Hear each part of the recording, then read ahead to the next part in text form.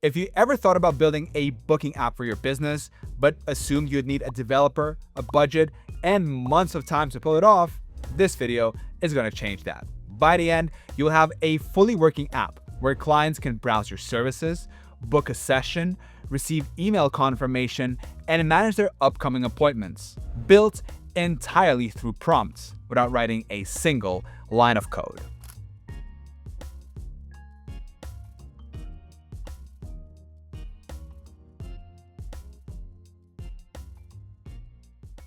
The app we're building is called MentorHub. It's a personal booking platform for business mentors. But the same approach works just as well for coaches, consultants, freelancers, or anyone who takes client appointments. You get a mentor dashboard, a client-facing portal, Google Calendar sync, Stripe payments, and email notifications. The whole workflow end to end.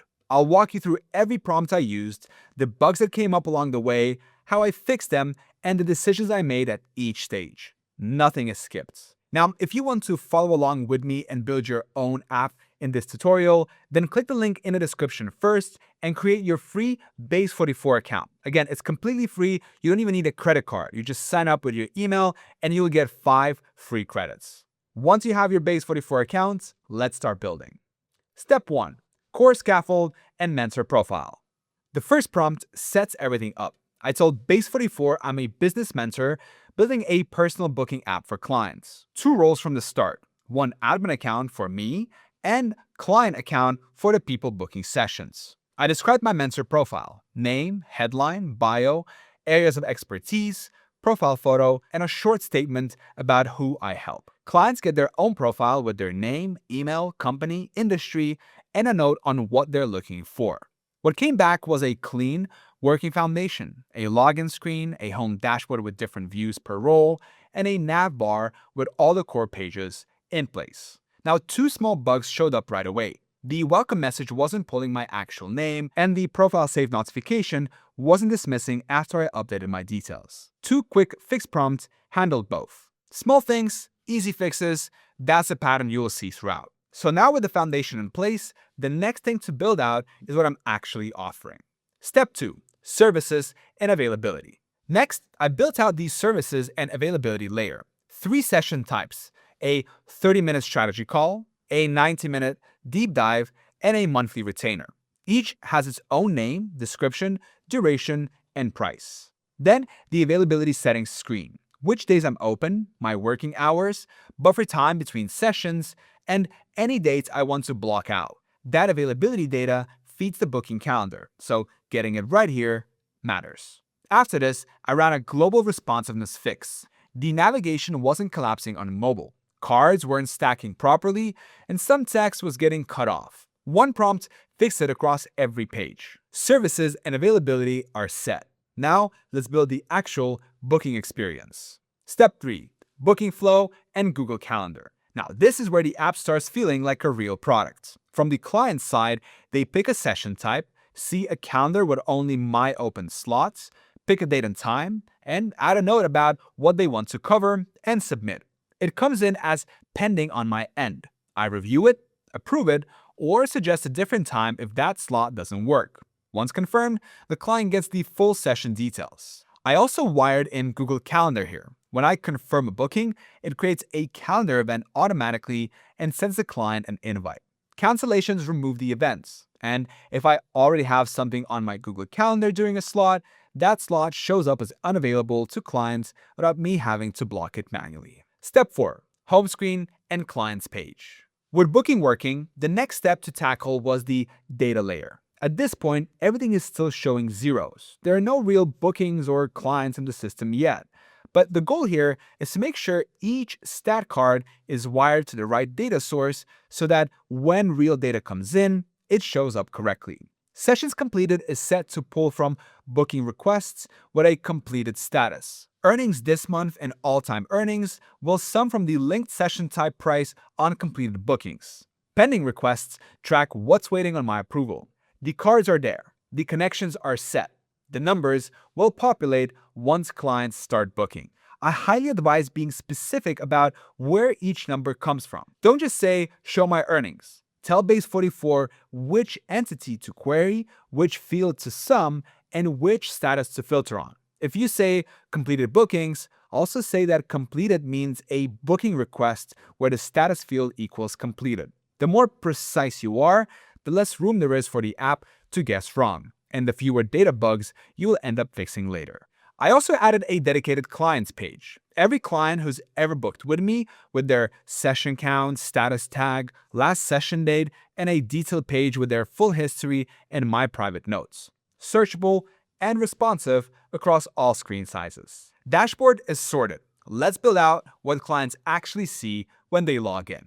Step 5. Client portal and testimonials. This is what a client sees when they log in.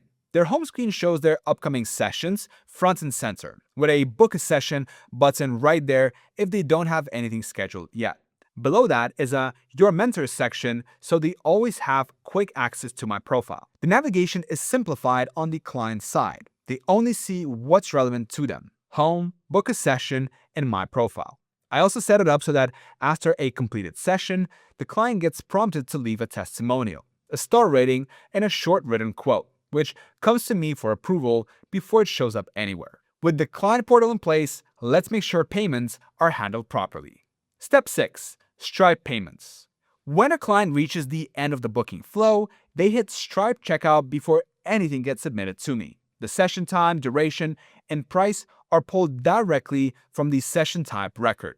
Once payment clears, the booking is created with a paid status and the transaction ID is stored on the record. No payments, no booking. And if I decline after a client has already paid, a refund triggers automatically. Now, before running this prompt, add your Stripe keys in base 44 settings and make sure all your session types have prices set. So, payments are set. Now let's make sure everyone stays in the loop with email notifications. Step 7. Email notifications. For email, I used base 44's built-in integration. No external service, no API key needed. Clients get a booking confirmation when payment clears, a confirmed email when I approve, a declined email if I don't, a 24-hour reminder before their session, and a refund confirmation if something falls through. On my side, a new booking request email whenever a client pays and submits, a cancellation alert if someone pulls out, and a daily summary every morning at 9 listing all my sessions for the day. That last one is genuinely useful. A clean, scannable view of who I'm meeting and when. All emails pull from the actual booking request and session type records. Client emails are warm and personal. Mine are clear and informational. Everything is now built. The last step is making sure it all holds together. Step 8. Final polish and audit. The last prompt was a full audit pass across the entire app.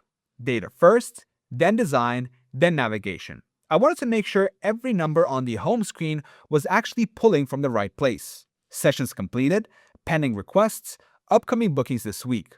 Then, a sweep for any UI inconsistencies, empty states that were showing blank spaces, and a final responsiveness check on mobile, tablet, and desktop. Last thing I verified was that client and mentor views were properly separated. Clients can't stumble into pages meant for me, and my private notes stay private. Then, UI consistency. Checking every page for misaligned elements, inconsistent spacing, and empty states that were just showing blank space instead of a helpful message. And a final responsiveness check across mobile, tablet, and desktop to catch anything that slipped through earlier. After that, I published and ran through the app as a client, picked a service, went through the booking flow, and checked that the confirmation came through correctly. Then briefly on the mentor side to confirm the booking requests were showing up as expected. For the most part, everything behaved the way it was supposed to.